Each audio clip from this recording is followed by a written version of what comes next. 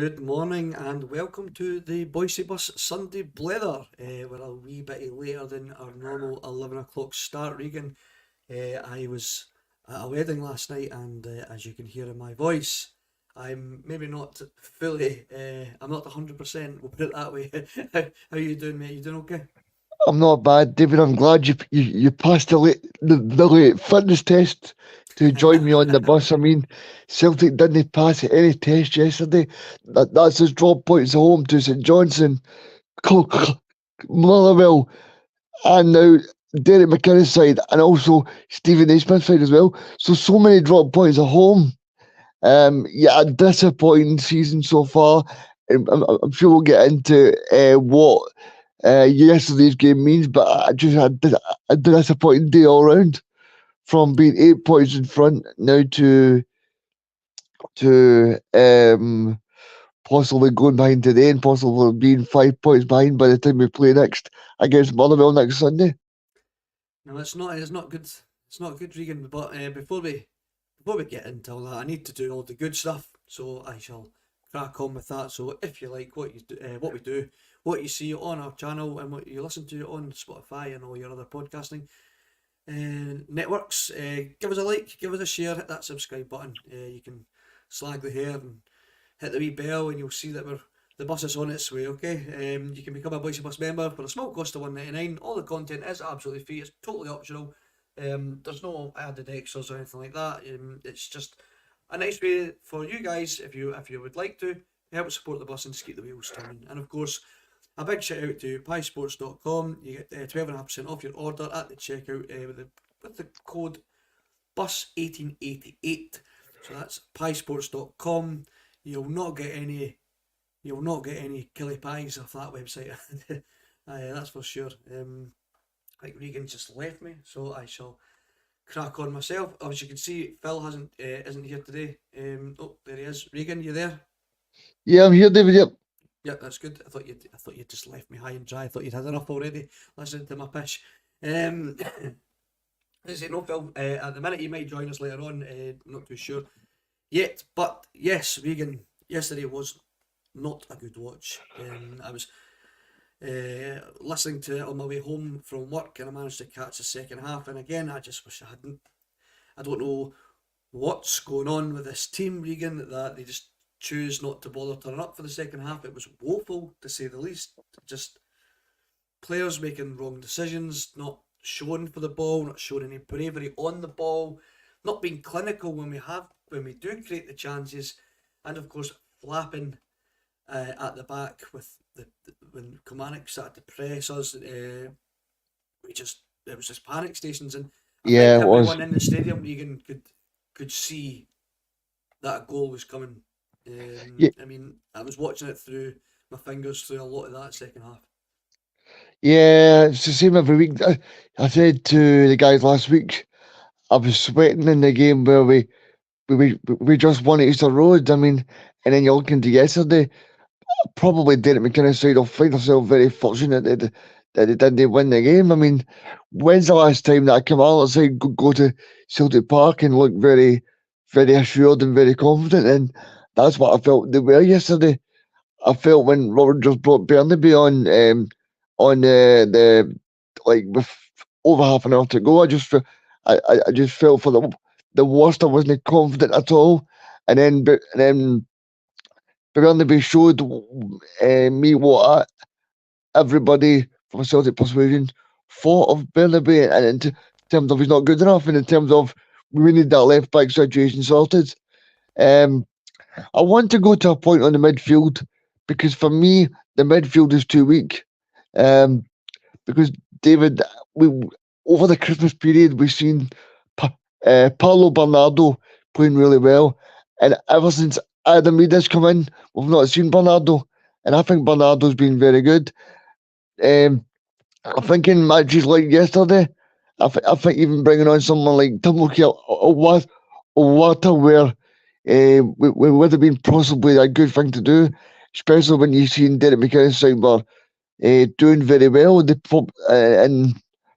And like getting in behind Celtic quite a few times. So I think he would have been somebody that I would have brought on to try and stabilise the game.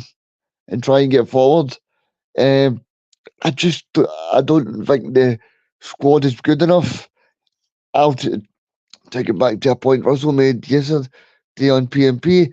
He said it's the standard of a Ronnie Dyler team going up against a good Rangers team, and I tend to agree with that because you look at the overall squad and it's not good enough. Lewis Palmer, supposed to be the Jota replacement, gets taken off at half time and brought on by Yang. Now, I thought Yang did okay, but and I just feel the overall squad strength is not good enough. You look at the January signing of Nicholas Kuhn, be brought in from Rapid Vienna. He looks a shadow of the player that you see on YouTube, and he looks the shadow of a player that can impact a game. He looks scared to be a man. He looks negative in his play, and he's not. I don't know if Brendan Rodgers has had the final say on him because he doesn't look like a Brendan Rodgers type of player, like Scott Sinclair, like we've been used to. So I think for me, it was an overall strange uh, strange game yesterday because even though we were 1-0 up, I think Brendan Rodgers mentioned that in his press conference when he spoke to the radio. He said, I felt like we were hanging on for 1-0. And that just showed you if the Celtic manager is saying that to the media that's gathered at Celtic Park that he thinks Celtic are holding on against, no disrespect to a Kilmarnock side that are doing okay, but they're not pulling up They trees. beat us twice this season already and taking Yep, another point off. yep. Um, I want to get your thoughts on this, David, because I actually thought about it when I was during the game, and when Bernabé came on. Me personally, I would have took off. I would have took off Taylor, and I would have brought on Naroki and played Skills left back because you look the it showed you on the last goal. Bernabé not strong enough, not determined enough, and not trying, and he just gets beaten all it ends up. And I think Mm-hmm. I would have played Naroki for the last 25 minutes because he seemed to be okay against Rangers, and now he seems to be nowhere. But that's something I want to mention with you as well, David. Why do you think players are being in the cold? I mentioned that in the group chat yesterday that Rocco Bata was brought on for a few games in January, brought on against Hibs, brought on against Bucky Thistle, brought on against Dundee, and now he seems to be nowhere in the squads. Like I just feel there's a whole missed. Everything at the club seems a bit disillusioned. You look at Lager Bielka scores the last minute goal against Lazio, and then 2 days later in his press conference on the Friday, Brendan Rodgers says he's in talks with another club, and you're just thinking it's just crazy management from top to bottom. Going with the Naroki and Skills thing, my biggest concern is I don't think Brendan trusts the players that he's brought in to the club. He doesn't trust the squad that he has at his disposal, and I think it's literally there was a comment I started earlier saying that the substitutions were baffling again, and I generally feel like this Brendan Rodgers that we have in charge is like literally throwing. Well, it's not literally throwing, but he's throwing shit at a wall and seeing what sticks. That's kind of what I feel like what's happening with the substitutions. I mean, go back to Kuhn quickly. This was a guy, we brought in, that we chased through January apparently, and we brought him in and we make a massive deal about him coming, and he can't get off the bench ahead of Yang. Yang, when they first made the Palmer substitution, I thought, all right, okay, Maeda's obviously going to come over to the left, and looks like Kuhn will probably come on. And right, the big signing, our big £3 million signing from Rapid Vienna, the guy that's supposed to, when you're signing players in January, when you're needing to get a bit of quality into the team, we should be looking at players that instantly walk into our first team. And I think we were all led to believe that this guy will walk straight into the first team based on how poor our wingers have been all season. Yeah, And he's not managed to move Maeda out of the team. He's not managed to move Palm out of the team. And Yang's come back. Let's face it. Yang went away to the Asian Cup not in the best favour of Celtic fans because they don't rate him, and he's come back straight in and he seems to have leapfrogged over Kuhn already, and it's the Kuhn's for me. I think experiments already done with Kuhn, and that might be a bit of sensationalism going on there, and it's like God give the boy a chance, but can somebody tell me what they've seen from Kuhn that suggests he's any better than what we already had? Going back to your Norocki and bringing Scales on, I'm not in favour of pushing Scales out to the left because of how consistent he's been for us at the back. However, I tend to agree with you. I would rather have seen Norocki come off the bench, and if that meant moving Scales over to the left to accommodate that, then I probably couldn't argue with it because I think that Bernabe, we all know, okay, he had a couple of good wee games that well for his standards, good games against Ross County and Hibs. However, I think it's glaringly obvious, Regan, when we start to make the substitutions, the drop off in quality is astounding. It's quite frightening how big a drop off, and it's no coincidence that it's happening. How badly our form dips in the second half when Rodgers starts having to make changes. Yeah, I mean, David, I'm going to probably be a bit controversial, but you look at the Kilmarnock bench yesterday: Van Veen, Greg Stewart, those players. They're two strikers that have got Scottish experience who can come on and make an impact in a game. I don't think there's anybody on that bench with Celtic that inspired us. Made us think, oh, he can come on and make a big difference, and especially Van Veen. Van Veen's a guy that we know at Motherwell is a very good outlet, and I think it just stark in contrast with Celtic. I mean, I said this before, I don't want to go over all ground, but I really don't understand why Brendan Rodgers has come back because this board is shafted him. It's Brendan Light. It's Brendan Light because what he's doing now is he's just happy to take the money and move on and not bring accountability to the board because it's all they're doing. You know, they've got £70 million in the bank, and you know, I don't understand why they wouldn't spend money to back the manager. The manager wanted 4 players. He said that from September. I get Russell's point that he should be more banging down the door and saying that go and get me the players. But at the same time, if he's constantly saying it, then the board need to listen. But a point that I made to you guys yesterday was that I feel like maybe the board just said, right, we've got Brendan and that'll make Rangers scared anyway. So we'll bringing Brendan Rodgers back with a Ronnie Dyler type squad will be enough to get us through because they didn't see much of a challenge from Rangers. But that's when Michael Beale was in charge and there was a lot of unrest with the fans. But I think now when the Phillips he's come in and he's come in and he's unbeaten in 19 games. So I see Rangers as big favourites now for this title. You know what I mean? And people need to wake up to that reality. I mean, Rangers are not the problem for us at the moment. The problem is Celtic are not beating teams like St Johnstone at home, Motherwell at home, Kilmarnock at home, Hearts at home. They're the problem, David. You're not going to win league titles if you can't beat those teams at home. You know, and Celtic are not having a good season, and I think people are talking about that Celtic fans are not taking well to a challenge. That is not that is not the problem here. The problem here is that the board are resting on the laurels for me because they're not providing what the fans want. You know, Brendan wanted a tilt at the Champions League. He was never going to have a tilt at the Champions League with Owen Bernabe and Stephen Welsh and all of these players because these players were still here in 2016 when Brendan Rodgers was first appointed.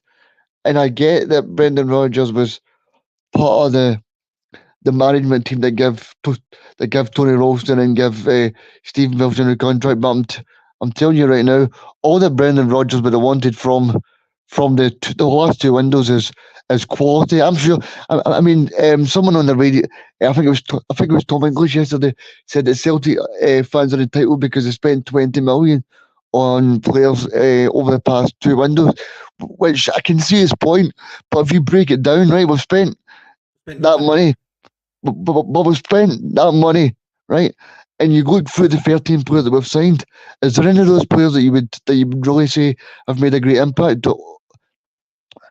I mean, you No, look through Palma, Ballardo, O, Yang, Tilio, um, Bernabe. There's none of these guys have made an impact. Kobayashi, Lagerbielka. None of these guys have stood up there and said, we're actually going to put a stamp on this team. And then I think the whole negligence thing with the club as well. I mean, I said at the beginning of January, maybe for all parties that are bad, I should go. And now, after January comes, they're now talking about, oh, maybe we'll try and get a loan deal at the moment for Abada. You know, I'm just starting to feel sorry for the guy. I mean, why did the club not do this at the time when the January transfer window was open, and then also recruit an, an attacking midfielder who could come in and affect the club. I mean, I heard a lot of people talking yesterday about Celtic are missing the big players. They're missing Rio Tati and they're missing Vickers as well. David, I don't know about yourself, but I think, you know, if we're not scared scared here, then I think we could be in for a big shock, because I think people are talking about only a few weeks that Rio Talabeva, but David, I don't know if we'll still be in this title race by the time those guys come back. I mean, we go to Motherwell and then we go away to Tynecastle. So I think those two away fixtures are going to be very, very crucial. I mean, David, you know, Tynecastle's a very tough place to go, but they're playing really well there in Hearts. Shankman's on fire and he'll be looking to do well. Craig Gordon's looking to go to the Euros, and they've got some really interesting players, Hearts. So I think it's going to be an interesting time, you know. Uh, so the other clubs in the league smell blood, vegan. They smell blood when we come, and they go for it.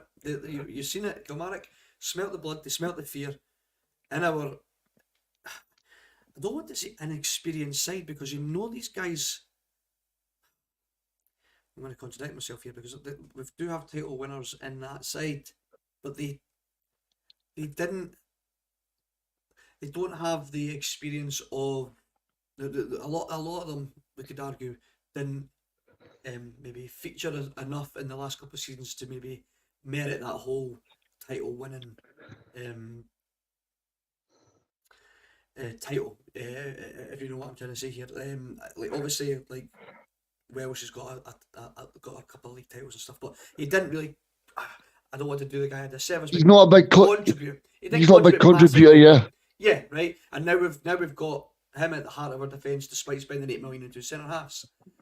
That's what I find worrying, and I think the clubs are seeing the disarray that's happening at the club. They're seeing the unsettlement going on in the stands, amongst the fans and the board. We're starting to have fans debate with each other whether it's the board's fault or Brendan's fault or both. And the clubs are taking advantage of that now, and the clubs are recognising that we have signed players that aren't Celtic quality. I just have to look at Derek McInnes's post-match interview yesterday. He said while they had a lot of possession, it was a lot of their players who he wanted to be in possession, and that's just. At what point did you ever think you'd hear a manager say, I really wanted that Celtic player to have that position, because we knew could be we know he's not going to do anything with it. We know the decision making is terrible. We know the quality is lacking. They're not going to punish us. We'll let them have the ball, and then they punish us for it. It's frightening. Now, Ronnie Pickering, love it. he says it perfectly for me, that picture, man. Proper planning prevents poor performance. I mean, it's the classic fail to prepare, prepare to fail, and it's like it's such a thing like you say to kids, and it's like, well, I can't. It's crazy to think that our board have have failed to prepare for the eventuality that we lose our big players like Jota and Starfelt, and we didn't prepare to bring in people that would be, I know it's hard to find like for a player like Jota, but somebody that you can come in and you can go, right, well, we sold this boy for 25 million. We know we can bring in a quality player to fill those boots, and rather than finding one or two good quality players, we piss it up against the wall against absolute duds like Yang and Kuhn and many Yeah, others. Home, the people that haven't made an impact, Regan. It's baffling stuff. Now, of course, Rodgers shouldered responsibilities yesterday for the performance, which was very big of him. He said that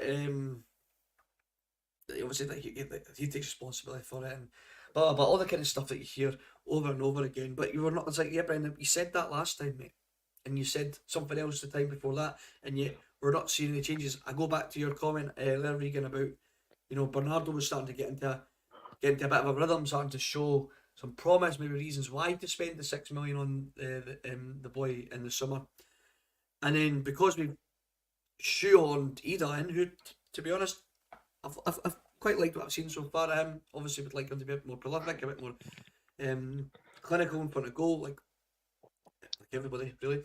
But I have liked what I've seen so far. But it's concerning that shoehorning somebody like Ida has then cost a player that's looked like the way he was on the up to find a place on the bench and coming on with only 15 minutes to go. It just seemed, again, it just felt like shit was getting thrown at a wall just to see what stuck again.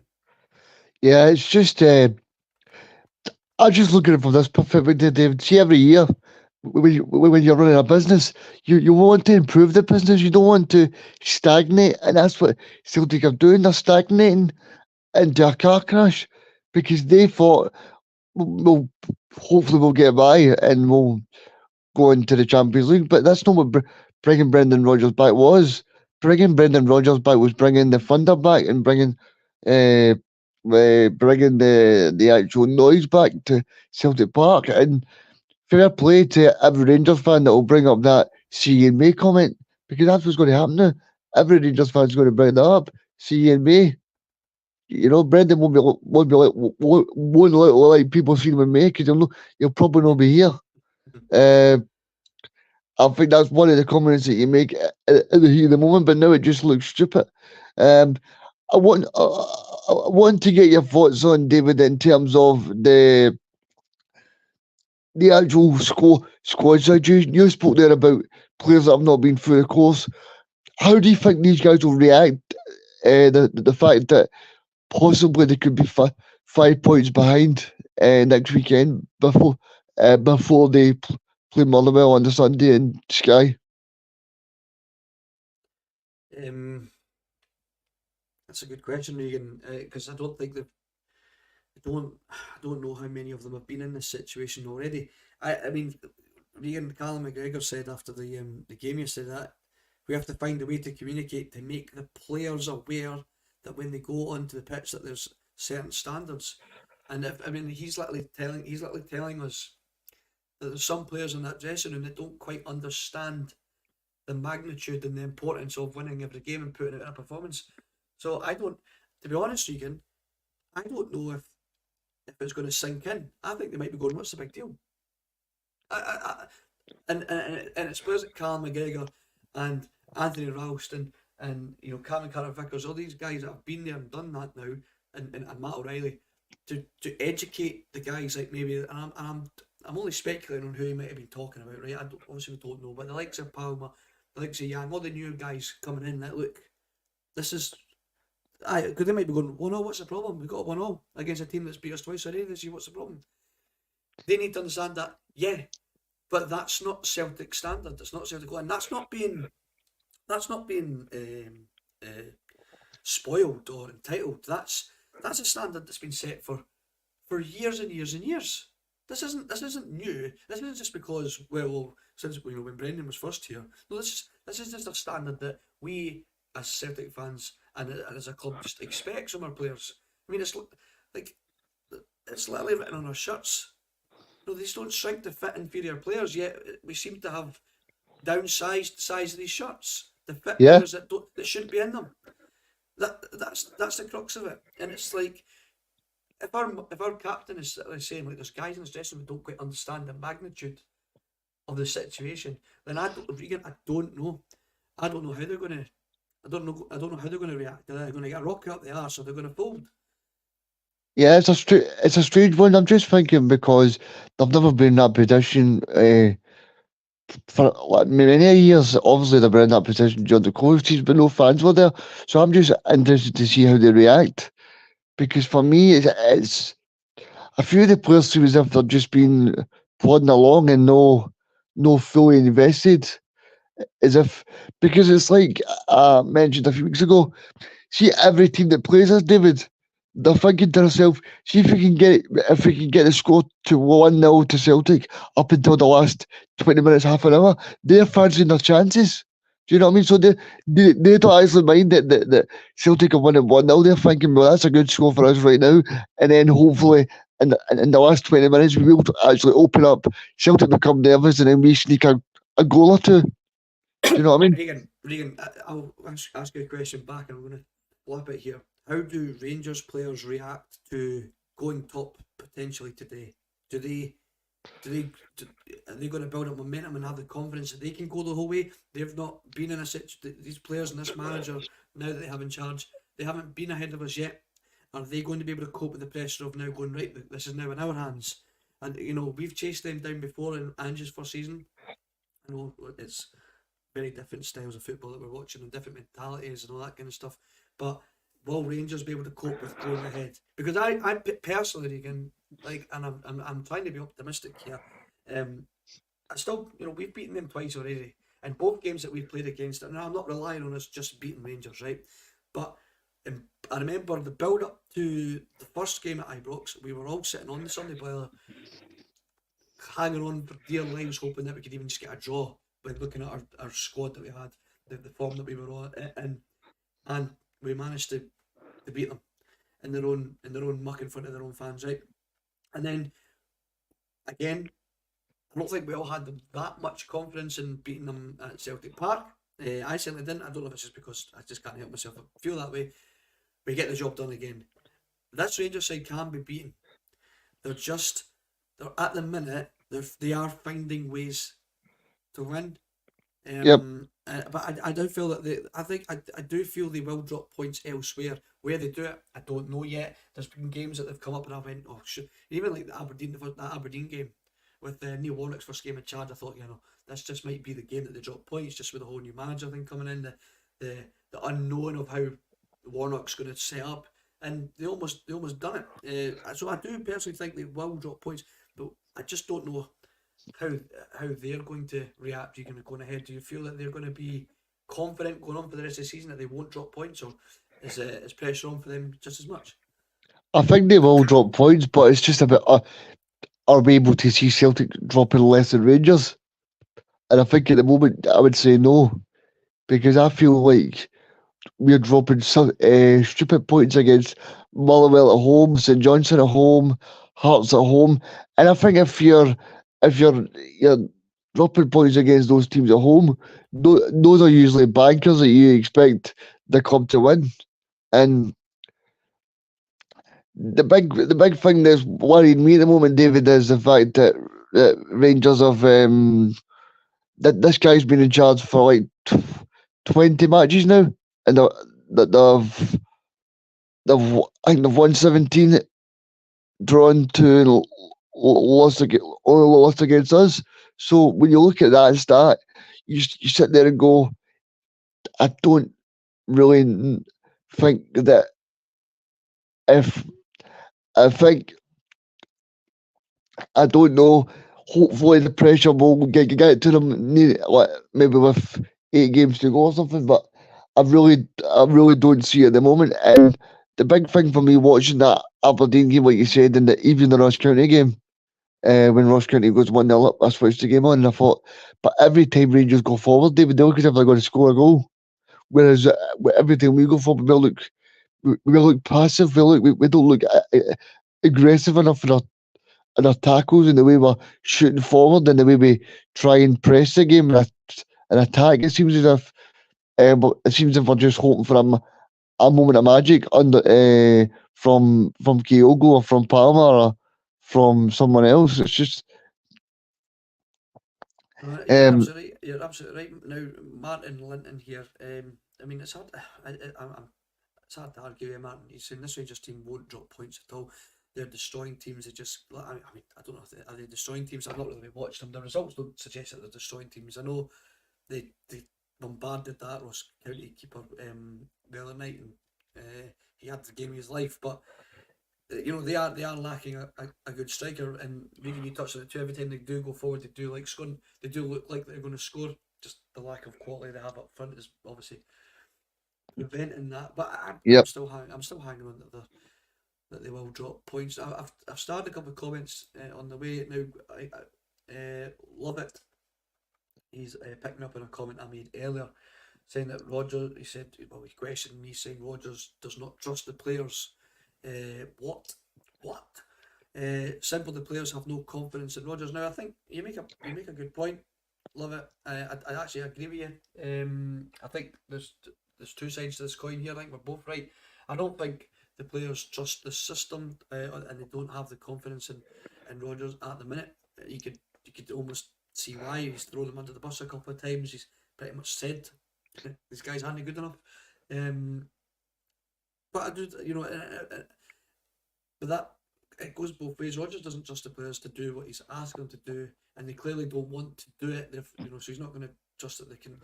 It's a fucking disaster, mate. It's a fucking dog's dinner we're watching here. It's beyond.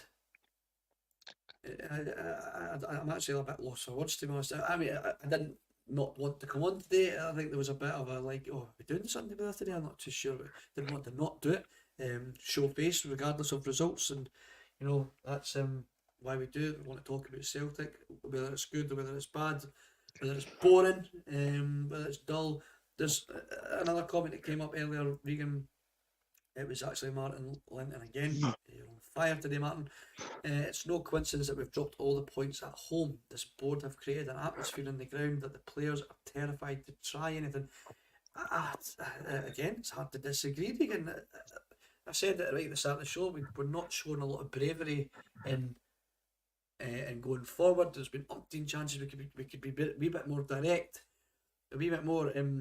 Our decision making be a bit quicker. There was times with Palmer. I felt Palmer, all he had to do was square it to Kyogo. He's got a tap in, under. And I don't want to keep harping back there, but under Ange, I think that's what would have happened. There wouldn't have been a cutting and then a shot at a ridiculous angle. That you've stung the keeper's hands, but in reality, you could just first time just get it in the box, and most like 9 times out of 10, Kyogo would have put that away.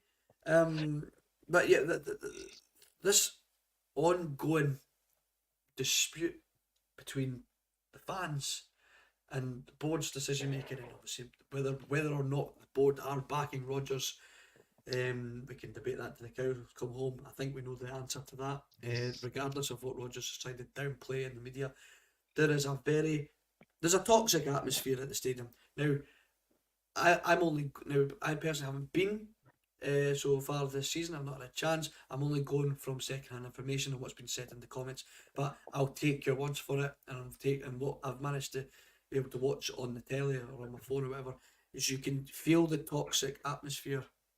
There was a comment, I think Regan, you actually sent it to me earlier, having a bit of a laugh. One of the Twitter boys, Siamese boy or whatever, he's blaming the fans for the toxicity in the ground for being the reason that we're not winning games. Don't think I've completely subscribed to that, but it's certainly the atmosphere in the ground. Is it playing a factor in the performances? Are you going to add the players too scared to do anything, like Martin says, or should that not be a factor at all? I think it's a whole the whole disillusioned thing as well, David, where they're a little bit like thinking to themselves, what I'm actually watching here week after week, and I think it's a whole package of things. They're expecting better football from Rodgers, they're expecting better players on the park, but they're also expecting better management and better play as well. I think I think Martin makes a good point in terms of the toxicity in the stadium. I think that only grows when it's like when the score is 1-0. I think that's why I've made the point this season quite often, and it's so important to get a couple of early goals just to settle everybody down and try and go on a good foot. I think Celtic is a club at the moment are in a crossroads because they need to see they need to actually speak in the board and say, where do we actually want this club to go? Do we want it just to be good enough to, ch- to challenge Rangers every year, or do we actually want to push forward? Because it's okay telling fans and the media, like, "Oh, yes, we want to evolve the club, make it sustainable, make it a European club, and try and do things in Europe." But also you need to be realistic as well, and say, well, uh, uh, if you want to do that, then this board are not meeting the standards required. Because when you actually strip it back, David, I was thinking yesterday, see if we did actually just bring a new manager in for the next 12 matches, do you think that would get a better Joe out of the players? Or do you think Brendan Rodgers being there would just see us over the line? Because I think Terry made a good point last night. See this kind of scenario? This is for a scenario like a Neil Lennon or like a Neil Warnock, where these guys come in for 12 games only until the end of the season. But I don't know if we want to upset the apple cart and try something different. I would rather we just stayed with Rodgers to the end of the season, because I think either way, Rodgers is going to leave on a good foot or a bad foot.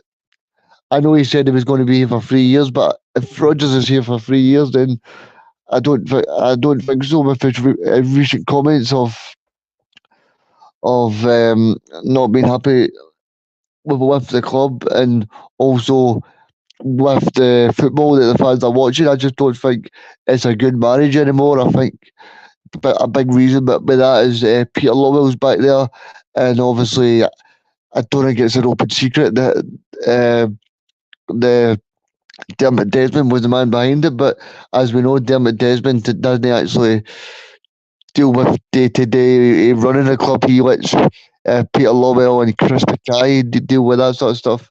Then you've got Michael Nicholson as well. So I don't actually know where the club is going at the moment.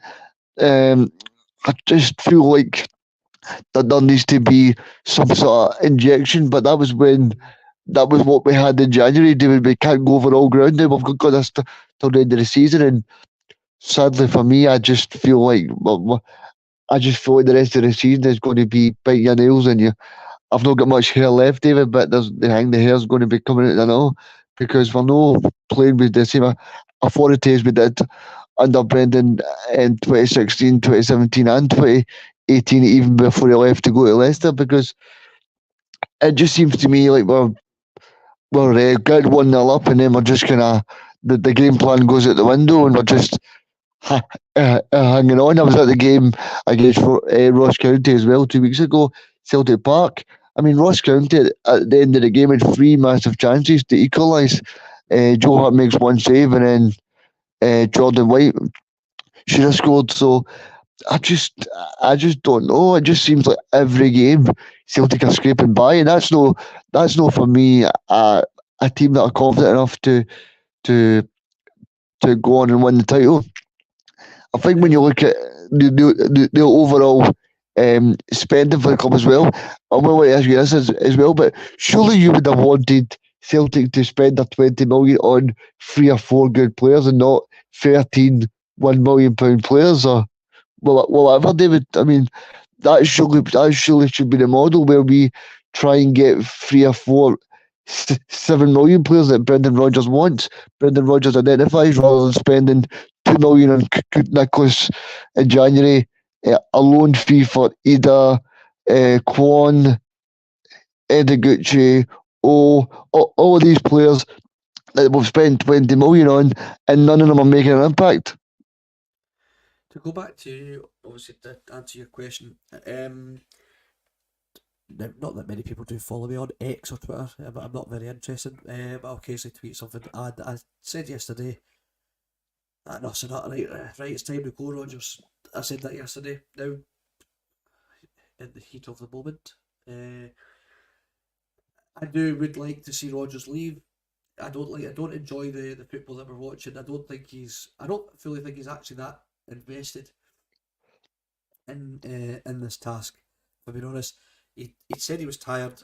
He said he needed a break from football after Leicester, and we offer him a job and he comes in. So we've hired a guy that wasn't really looking for a job at, so that's somebody that's not motivated, somebody that's hungry to do well. This is a guy that's probably thought, well, win a few more titles there, we'll get the reputation back. However, saying that, I don't think I want to see him leave right this very second, Regan.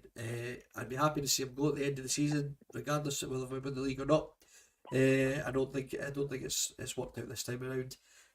Because if we were to get up to leave now, Regan, the question is, who do you bring in? Who do you bring in? Connor, I'm out in you, Connor. I'm out in you. Wanted to bring, he says, I would just bring Neil Lennon back for the rest of the season. No You're chance. You're better than that, Connor. You're better than that. You're better than that. Make sure you listen to Connor's Connor Carpool podcast. It's audio only, and you'll get all Connor's crazy rants and takes and stuff over on Spotify and the podcast app and all your other podcast platforms. I'm sure he'll dive into his thoughts and processes of the week on that show coming up. But yeah, I didn't agree with him there. I was like, no, come on, like I don't think that's the answer. I'm sure you'd agree with me there, Regan. Who else? Pull a name out of a hat, because I at the minute I can't think. I know there's a lot of shouts for that Knudsen, or the boy that Bodo Glimt manager. He seems to always be a fan favourite of a name to pop up. But if I'm being honest, mate, like when you strip it all back, yes, it's been poor. We've literally spoke about the whole for 43 minutes now. It has been poor, but we're still in this title race. This race isn't over. Nothing's over yet. Okay, this isn't the same situation where we're falling further and further and further behind, 10, 12 points behind Rangers, and Neil Lennon's still in charge. I'm not quite under the. I don't want to bracket that yet in the same bracket. I don't want to put them there. I don't think we're there yet. I still think we can win this league. We just need to, it's fucking February and we're still waiting on. It feels like the players to kind of just click in the gear and know where they're meant to be, what they're meant to be doing. There's need to be any real relationship between players. But you could look back and go back to Jaws. Jaws just knew where Kyogo was going to be.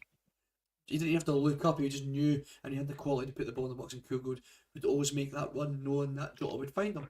I don't feel we've got any players. I mean, at one point, it felt like O'Reilly had taken over that responsibility of just finding Kyogo. He'd done it twice in the Champions League, almost exactly.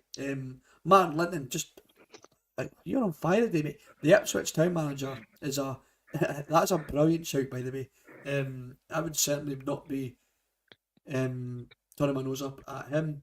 This is the thing, Regan, I got in trouble by a commenter last Sunday for talking in circles. I get myself a bit dizzy, and I probably get all you guys dizzy listening to me. But I'm worried that we go back into the summer looking for a new manager, and we get these names like the Ipswich town manager, and because you hear the name Ipswich, you go, fuck off, man, Celtic going for the Ipswich manager. Or, all you have to do is look at Maresca now. We did At, shows. Le- at We did Leicester shows City, over the aye. summer. We did shows over the summer looking at potential signings, and the pros and the cons. Okay, and with every single show, we always kind of come round to deciding that Rodgers was still the man for the job, right? Now, I was quite quiet about it because I didn't think it was going to happen anyway. But Maresca would have been a shout for me. But there was a lot of, this is the guy that got sacked by Parma after 5 games, which a basket case club, by the way. But was just welcomed back with open arms by Pep Guardiola as his number 2 again. Are you telling me this guy doesn't know how to coach and manage football teams? The guy that's literally sat under the wing of Pep Guardiola for the last 4 or 5 years at Man City, and look what he's done at Leicester. And I think they lost yesterday, but I think they're miles clear of winning that championship and Yeah, be back in the Premier League. A team that Rodgers, you could argue, had an absolute torrid time with. I'm just worried that we're going to go back to that situation where we're looking at names and we're just sticking our nose up at them, and we're like, oh, that's not a name. That's not a real name. I want a name. When maybe in reality, we've maybe learned from so far this season that maybe the big name isn't always the answer. I mean, we should have known after the Ange Postecoglou yeah, exactly. scenario. Yeah, Lupe 33 Maresca's the one that got away. Yep, yeah, I totally agree. I think the I just hope we're not going to be in that situation again, Regan. If Rodgers leaves, I hope that we go for the man that stands out, that can do the job, not based off of his name and maybe previous um, glories that he's had at our club before, whether it's been a manager or a player. And look at the guy that's the right fit, that'll play the right type of football, that's going to win us game and help us progress. But then I know what you're all going to say, but it doesn't matter who's in charge when we've got that board sitting above him. Yeah, it does. Because look at Ange Postecoglou. Ange Postecoglou spent pennies, and he's a fantastic manager. You know, and yeah, Ange Postecoglou helped us board with the recruitment. He requested Maeda, he requested Hatati, and he requested Kyogo. And you know why he got them? Because they were very, very cheap. You know, but I think an interesting point I would like to make as well, David, is this board will react in the summer. And you know why that is? Because they know they're in trouble. They only react when they're in trouble. And to me that's not a sign of a proactive business. You know, you don't just react when you're in trouble. You react when things are going well, when the business is flying, and that's the way it should work anyway. You know, you've got people that are paying all this money for a Champions League package. You've got people that are paying £600 for a season ticket, a cost of living crisis. When we just come out of a pandemic, you've also got the fact that we've got a massive sponsorship deal with Adidas as well, so the club know that the fans are going to spend a lot of money.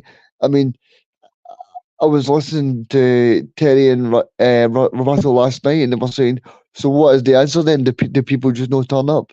But then I'm saying, "So what genuinely is the answer to make a stand against this board? Because if you don't turn up, then it's bad for the team. But then if you don't turn up, then you're also making a message to the board as well.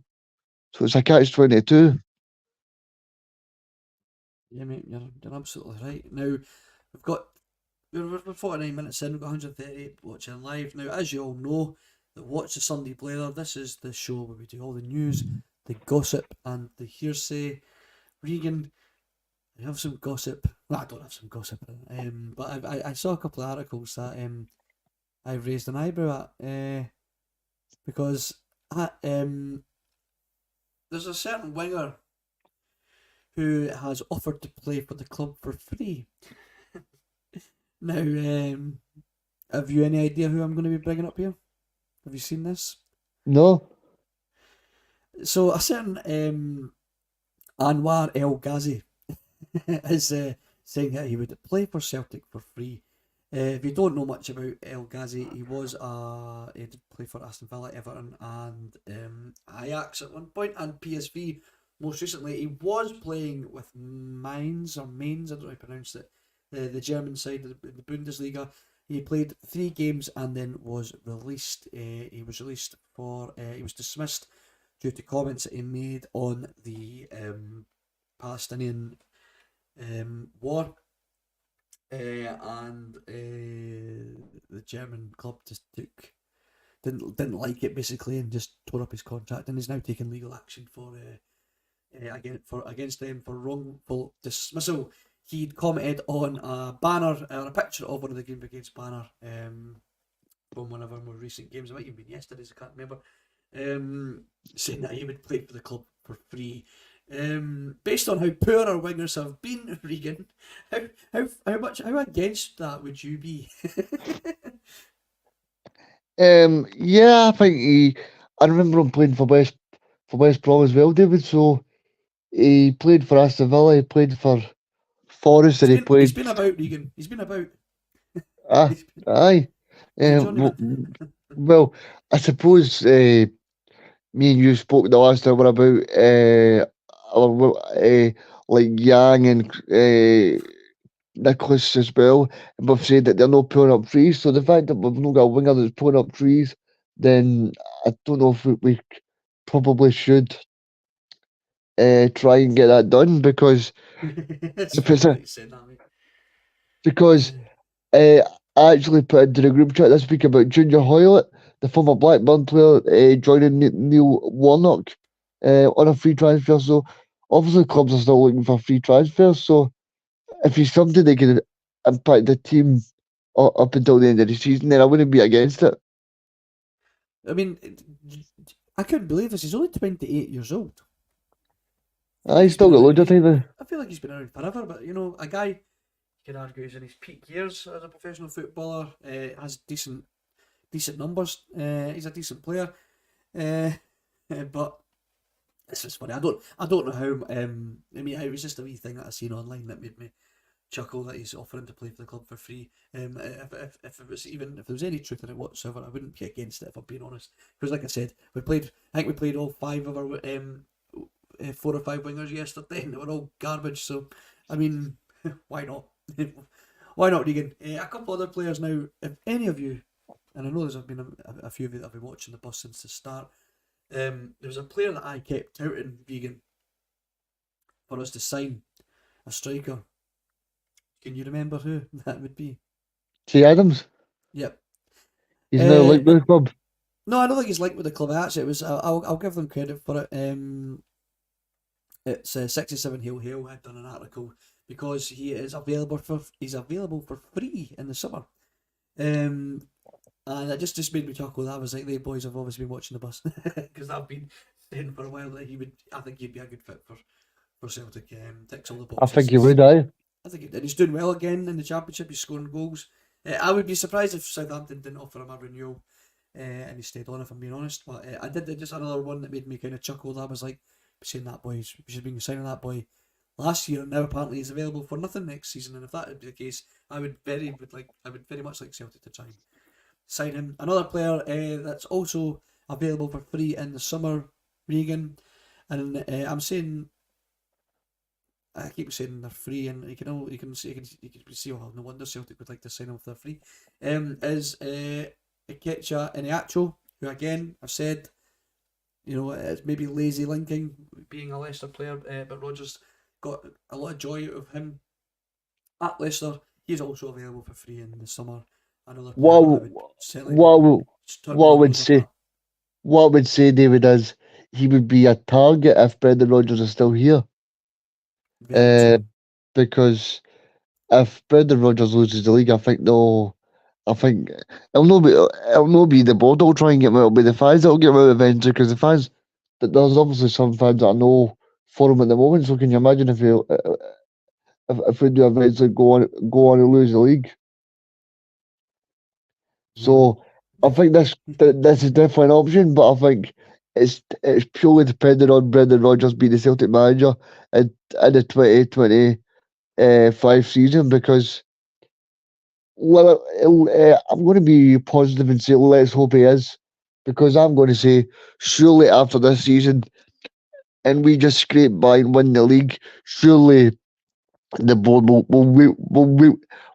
eventually wake up from the sleeping car wheel and say, right, we can't take any more chances. We can't do this anymore because Rangers are a serious team. They've got a really good manager. They've got some know-how in their team now, and I think you know.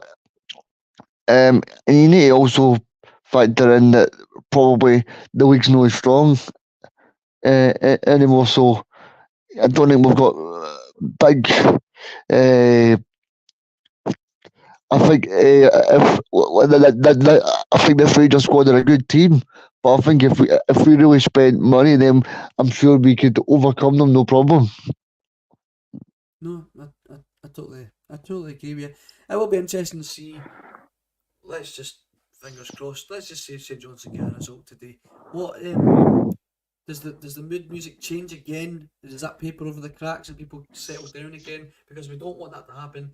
I remember us discussing this before. I think we dropped points and maybe to Kilmarnock again, and then they played Aberdeen the next game, and I think that was the game that might have seen the end of Mickey Beale. I remember saying on the show, going, if they drop points, jokingly, I was like, oh, we can all calm down again. We don't want that to happen. Let's just fingers crossed that St Johnstone managed to do us a favour today. Not likely, but who knows? And if that does happen to be the case, we can't allow that to paper over the cracks. We need, we really need to keep the eyes on the board, the eyes on the results, and the eyes on the performances. But guys, we're just about hit an hour. I think we've done all right today, Regan, me and you, for Yeah, it's been good, David. managing to find something to talk about today. Oh, we've got loads to talk about, mate. Got I'm gonna go loads. have a nap now, mate. I am. It was a good wedding. It was funny because he actually Celtic fan, the boy whose wedding it was. They had cut out paper masks of Kyogo and Callum McGregor's face, so I was having a bit of fun with that last night, dancing a bit like Kyogo. So hopefully Only if you we'll could see score a him. goal. I'm saying What's that, only if mate? you could. I said only if you could score a goal like Hugo, David, you'd be in that team. Oh, if only. Ridiculous. Right, mate. We'll call it there. We have 127 people still watch us live. Thank you very much for sticking Thank you very with me and much. Regan today. It's good to get all that off our chest.